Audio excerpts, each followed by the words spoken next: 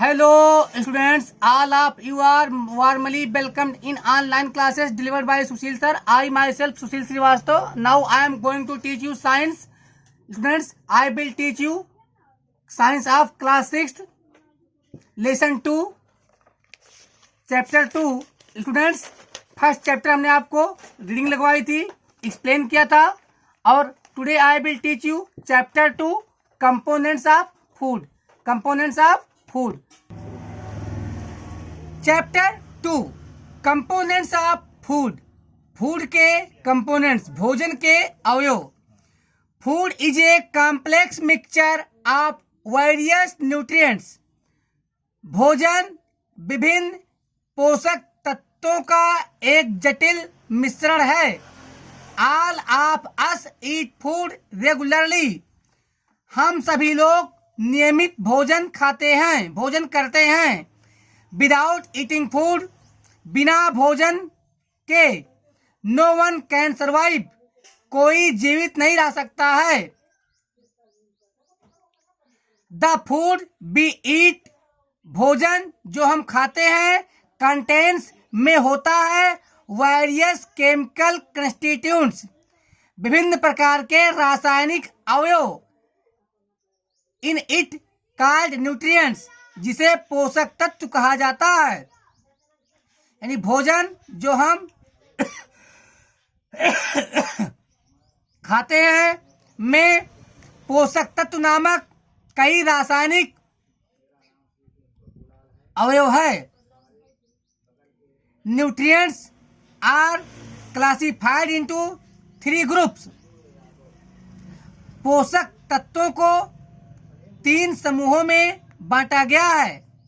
They are as follows, वे इस प्रकार हैं. Energy giving foods are energy nutrients, energy देने वाले फूड या ऊर्जा देने वाले पोषक तत्व, ऊर्जा देने वाले भोजन या ऊर्जा देने वाले पोषक तत्व. Number 2, body building foods are nutrients for growth and repair. शरीर का निर्माण करने वाले भोज्य पदार्थ या पोषक, शरीर का निर्माण और शरीर में नुकसान हुए ऊतकों की मरम्मत करने वाले पोषक तत्व. नंबर 3, प्रोटेक्टिव फूड्स और nutrients for the control of metabolism, रक्षा करने वाले भोजन अथवा बीमारियों की नियंत्रण के लिए पोषक तत्व. Our daily diet should consist of food items from all the 3 groups. हमारे दैनिक आहार में तीनों समूहों से भोज्य पदार्थ शामिल होना चाहिए.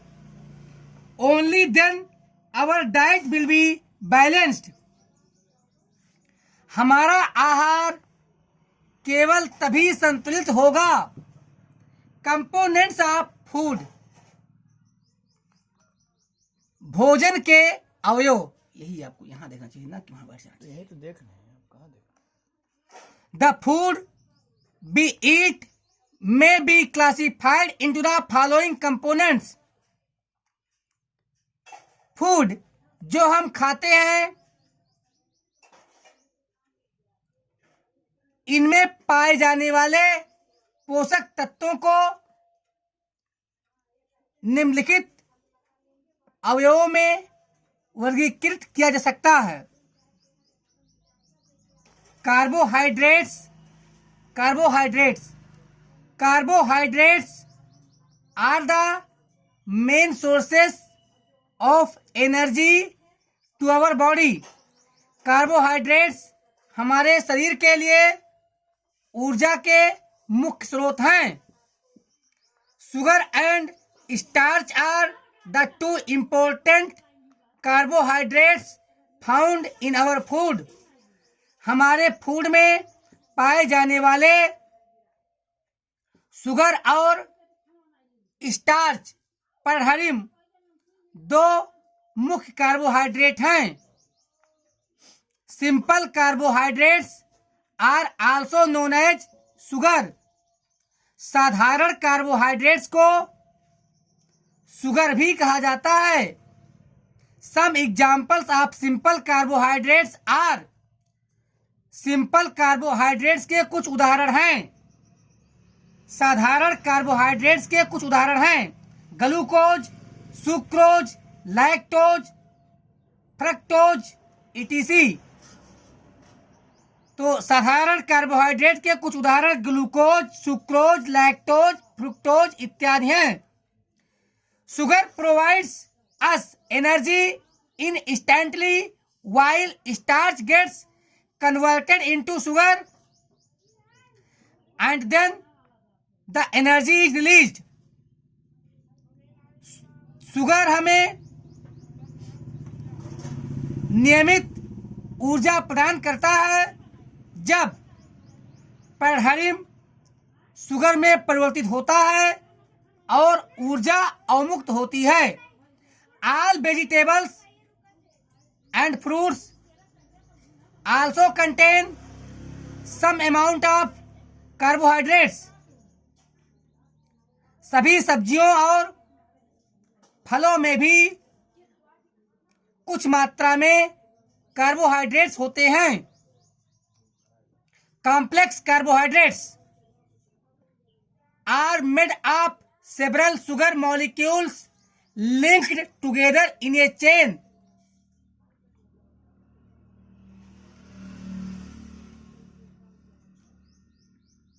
एक साथ एक चेन में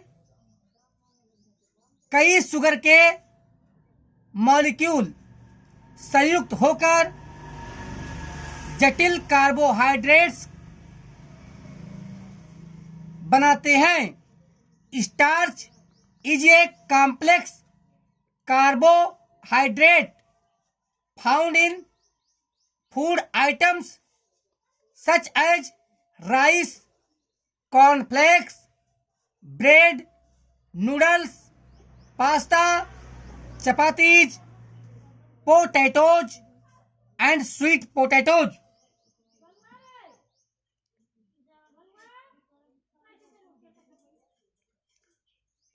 भोज्य पदार्थों जैसे कि चावल, cornflakes, bread, noodles, pasta, chapatis, आलू और गंजी जैसे भोज्य पदार्थों में पाया जाने वाला स्टार्च पेंडहरिम एक जटिल कार्बोहाइड्रेट है। ये एक्टिविटी में आपका टेस्ट फॉर स्टार्च है, तो मैं आपको बता दे रहा हूं, अगर स्टार्च की मौजूदगी का परीक्षण करना है तो आप आयोडीन सल्फन को अगर डालेंगे तो कलर ब्लू ब्लैक हो जाएगा। Number 2, fats. वसा। Fats contain carbon, hydrogen and oxygen but in different proportions. वसा में कार्बन, हाइड्रोजन और ऑक्सीजन होता है, लेकिन समान मात्रा में नहीं होते, तीनों बराबर नहीं होते, अलग अलग अनुपात में पाए जाते हैं। Fats are stored under the skin and around various organs like the liver and kidneys. वसा त्वचा के नीचे और कई अंगों जैसे यकृत और किडनी के आसपास स्टोर रहता है। When we eat more carbohydrates than the body requires, जब हम शरीर की आवश्यकता से ज्यादा कार्बोहाइड्रेट खाते हैं, they are converted into fats. वे वसा में बदल जाते हैं। Fats are present in foods like milk, butter, paneer, meat, and ghee, वसा, दूध, मक्खन, पनीर, मांस और घी जैसे भोजनों में मौजूद होते हैं। Edible oil comes from seeds like mustard, soybean, sesame, peanut, coconut, etc. सरसों, सोयाबीन, अलसी, मूंगफली, नारियल इत्यादि जैसे बीजों से खाद्य तेल मिलता है। एडिबल ऑयल में खाद्य तेल, खाने योग्य तेल। Fats are essential for our body, however eating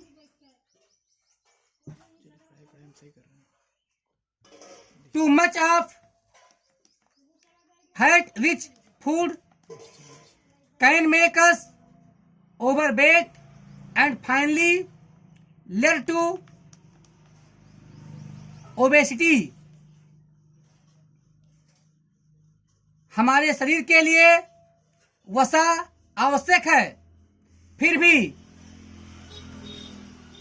वसा से परिपूर्ण अधिक भोजन करना हमें अधिक वजन और अंत में मोटा बना सकता है।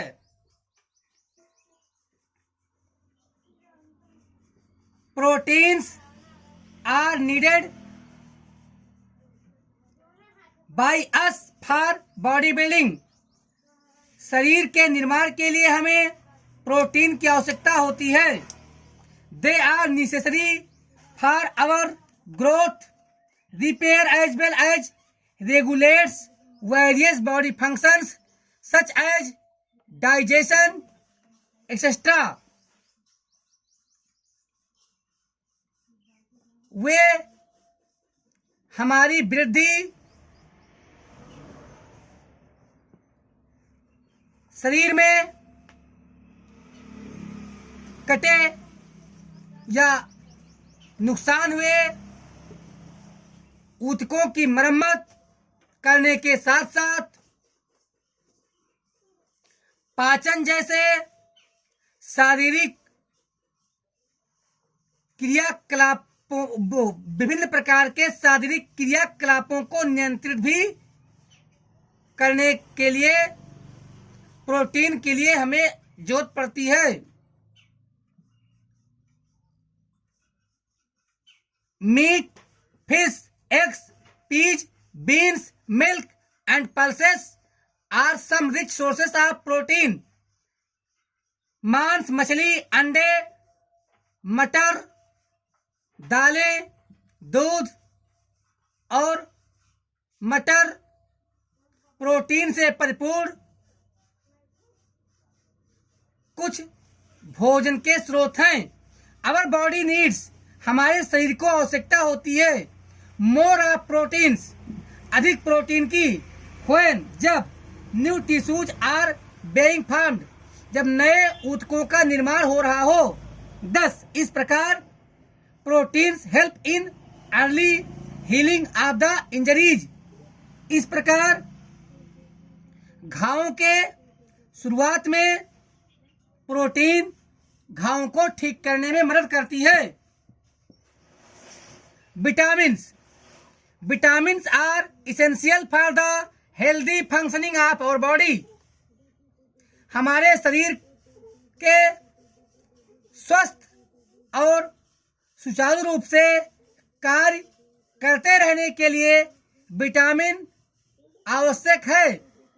They are named by the letters A, B, C, D, E and K। Vitamin को अंग्रेजी के अक्षरों A, B, C, D, E और K नाम दिया जाता है।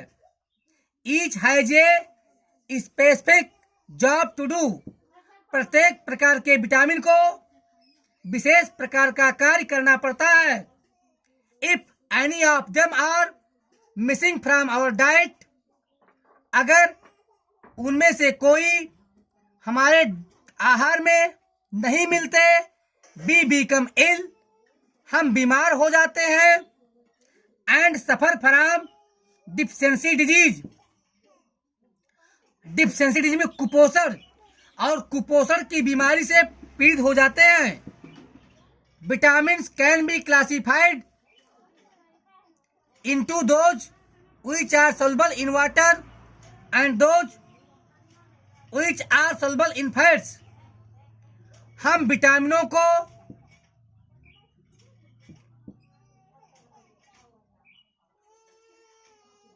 इन श्रेणियों में बांट सकते हैं। पहली, उन विटामिनों की श्रेणी जो पानी में घुलनशील हो, और दूसरी उन विटामिन की श्रेणी जो वसा में घुलनशील हो। नंबर 1, फैट सोल्यूबल विटामिन, वसा में घुलनशील विटामिन।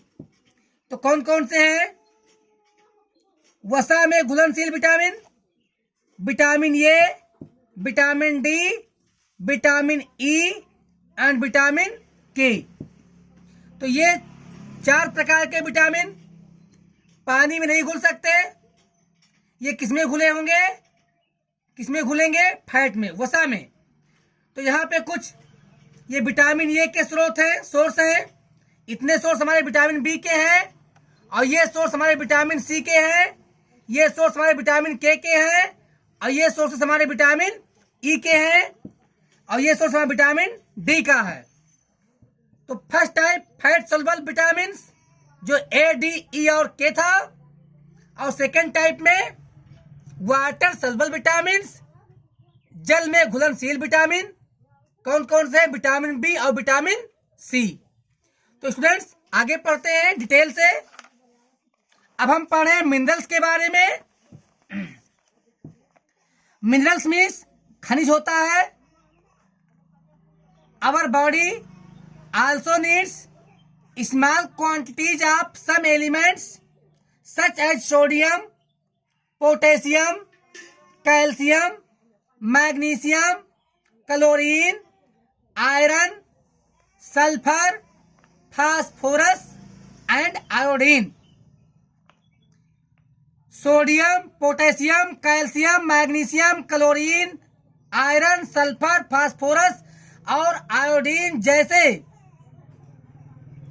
तत्वों, कुछ तत्वों की हमारे शरीर में बहुत कम मात्रा में जरूरत होती है, आवश्यकता होती है। These elements are referred to as minerals। इन तत्वों को खनिज के नाम से जाना जाता है। All of them have particular functions to perform in our body। उपरोक्त सभी प्रकार के खनिजों को हमारे शरीर में विशेष कार्य करना पड़ता है। We need them in small amounts or in traces in our food for good health। अच्छे स्वास्थ्य के लिए अपने भोजन में हमें उनकी जरूरत होती है, लेकिन बहुत कम मात्राओं में। Minerals provide material for the growth and development of the bones and teeth, growth of cells and formation of red blood sales.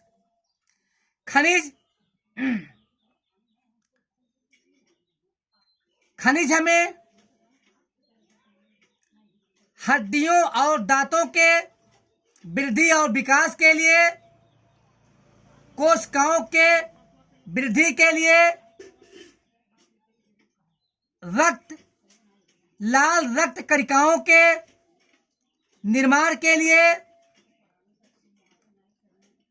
Materials प्रदान करते हैं। They are also important for proper functioning of the circulatory system and the nervous system। Way circulatory, परिसंचरण तंत्र और nervous system तंत्रिका तंत्र के नियमित कार्य प्रणाली के लिए भी महत्वपूर्ण होते हैं। सम इम्पोर्टेंट मिनरल्स, कुछ महत्वपूर्ण खनिज, देयर फंक्शंस, उनके कार्य, एंड देयर सोर्सेज, और उनके स्रोत, are given in the table, सारणी में दिए गए हैं।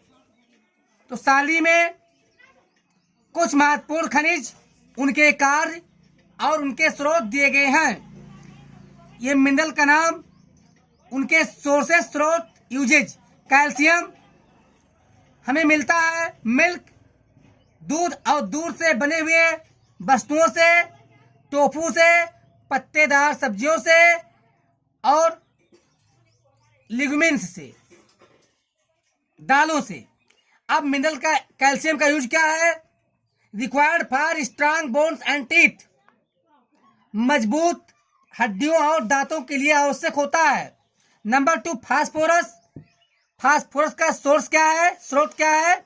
यह हमें मिलता है मिल्क, दूध, meat, nuts, beans and grains, दूध, मांस, अखरोट, सेब और अनाजों से। यूजेज क्या है फास्फोरस के? Required for the development of bones and teeth, हड्डियों और दांतों के विकास के लिए आवश्यक।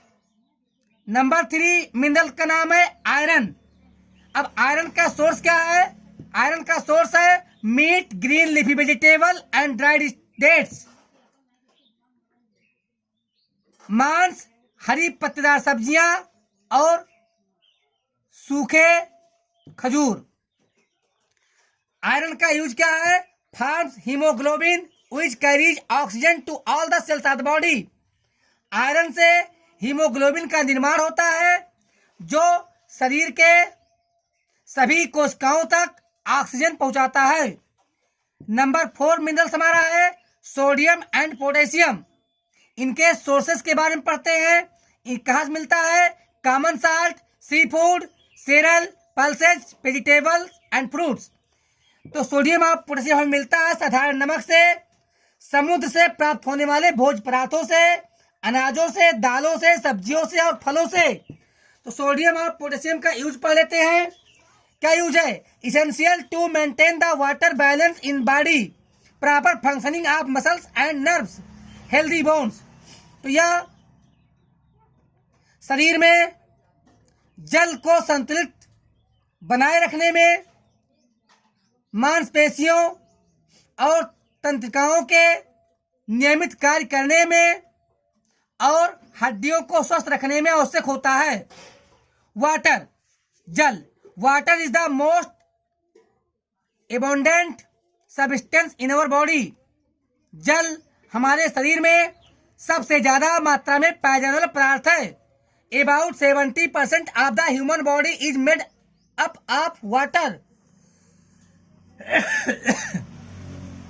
मानव शरीर का लगभग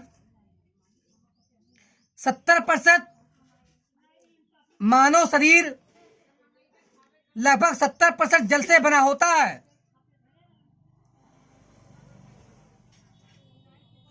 almost 90% of our blood is composed of water. हमारे ब्लड, रक्त में लगभग 90% जल होता है। Water is needed by our body to perform many vital functions. कई वाइटल कार्यों यानी जीवित रहने वाले कार्यों को करने के लिए हमारे शरीर को जल की जरूरत होती है। सम ऑफ देम आर, उन कार्यों में से कुछ कार्य इस प्रकार हैं। It transports substances and nutrients inside our body. यह हमारे शरीर के अंदर पदार्थों और पोषक तत्वों को पहुंचाती है, ले जाता है। Water regulates the temperature of our body by sweating, यानी पसीने के रूप में पानी हमारे शरीर के तापमान को नियंत्रित करती है। It helps our body to absorb nutrients from the food we eat. पानी जो भोजन हम खाते हैं उसमें से पोषक तत्वों को अब्जॉर्ब करने में शरीर की मदद करती है. Our body loses water continuously as sweat, urine and vapor while breathing. हमारे शरीर से लगातार पसीने, पेशाब और श्वसन के समय भाप के रूप में लगातार जल का क्षय होता रहता है. Hence, इसीलिए we need to replenish our body with water. Otherwise, it could lead to a condition of dehydration. इसीलिए हमें अपने शरीर में पानी की आपूर्ति लगातार बनाए रखनी पड़ती है. अन्यथा ऐसा न करने पर हमारे शरीर में जल की कमी हो जाती है. डिहाइड्रेशन मीन्स जल की कमी हो जाना. It is recommended to drink about 8 to 10 glasses of water every day. प्रत्येक दिन हमें 4 से 6 लीटर पानी पीना चाहिए. गिलास में दिया हुआ तो 8 से 10 गिलास. Other sources of water include fruits, vegetables, milk, juice etc.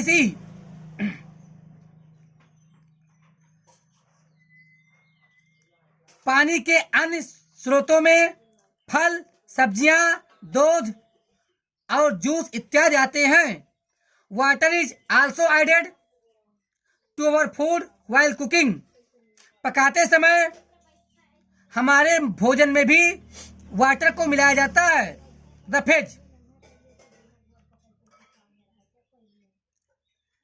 Roughage are one type of fibres. The fibres indigestible material present in any food is termed as roughage. रेशे जो किसी भोजन में इंडिगेस्टिबल पदार्थ के रूप में अर्थात भोजन को पचाने में हेल्प करने के रूप में मिले होते हैं, उन्हें रफेज का नाम दिया जाता है.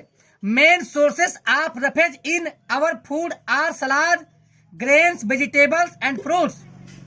हमारे भोजन में रफेज का मुख्य स्रोत सलाद, अनाज के दाने, सब्जियां और फल हैं. It helps in retaining water in the body. ये शरीर में जल के प्राप्ति में हेल्प करते हैं. It prevents constipation. यह जल के अनावश्यक बर्बादी को रोकता है. Fourth, now we will study about balanced diet. संतुलित आहार. The food that we eat during whole day is called a diet. पूरे दिन के दरमियान जो भोजन हम खाते हैं आहार कहा जाता है. ये diet consists of many food items such as cereals like wheat and rice, pulses, fruits, vegetables, eggs, milk, meat, fish and so on. आहार कई भोज्य पदार्थों का समूह होता है, जैसे कि अनाज जैसे गेहूं और चावल, दालें, सब्जियां, फल, अंडे, दूध, मांस, मछली और इसी प्रकार की और भी चीजें. The balanced diet has 3 important qualities. संतुलित आहार की 3 महत्वपूर्ण गुण होते हैं. Number 1, it provides the energy required by the body. संतुलित आहार शरीर के लिए आवश्यक ऊर्जा प्रदान करता है. Number 2, it is rich in essential nutrients such as vitamins, minerals and certain amino acids. Balance diet संतुलित आहार